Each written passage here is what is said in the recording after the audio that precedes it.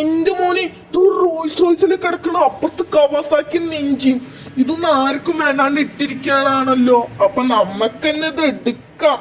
അപ്പൊ എന്തായാലും നമ്മക്ക് തന്നെ ഇത് എടുക്കാം. ഇതാർക്കും വേണ്ടാലോ. അപ്പൊ ഗൈസ് ഇതായിട്ട് നമുക്ക് ഞാനാണെങ്കിൽ ഒരു ബെന്നിയുടെ ഷോപ്പിൽ വന്നിട്ടുണ്ട്. അപ്പൊ ബെന്നിച്ചേട്ടന്റെ ഷോപ്പിൽ നല്ല അടിപൊളിയായിട്ട് കസ്റ്റമൈസ് ചെയ്ത് തരും. അപ്പൊ ഗൈസ് നമുക്ക് ബെന്നിനോട് സംസാരിച്ച് ഡീലാക്കി നോക്കാം. അപ്പൊ ഗൈസ് നമ്മൾ ബെന്നിച്ചേട്ടന്റെ കടയിൽ കയറി.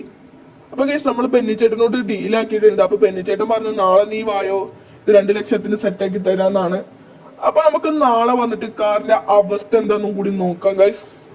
അപ്പൊ ഗൈസ് നാളെ ആയി ഗൈസ്. അപ്പൊ നാളെ അല്ല ഗൈസ്, ഞാൻ 2 ദിവസം വൈകി പോയി. കാരണം ഇന്നലേക്ക് ഇവിടെ ഒരു സ്ഥലത്ത് പോവാണ്ടായിരുന്നു. അത് കാരണം ഇന്നലെ വണ്ടി റെഡി ആയതാണ്, ഇന്ന് എടുത്ത്. അപ്പൊ നമ്മൾ 2 ലക്ഷം പേയ്മെന്റ് ചെയ്തിട്ട് നമ്മൾ വന്നിട്ടുണ്ട്. അപ്പൊ ഗൈസ് നോക്കുകയാണെങ്കിൽ തന്നെ അടിപൊളിയായിട്ടെങ്കിൽ ഈ കാർ നമ്മക്കാണ് സ്വന്തം.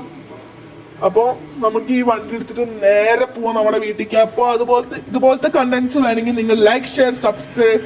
അഥവാ നിങ്ങൾക്ക് ഇതല്ലെങ്കിൽ ഫണ്ണി വീഡിയോസ് വേണമെങ്കിൽ ലൈക്ക് ഷെയർ സബ്സ്ക്രൈബ്, നിങ്ങൾ കമന്റ് ബിലോ. അപ്പൊ ഓക്കെ, ബൈ ബൈ. അമ്മയെ പിടിച്ചാണ് ചപ്പ.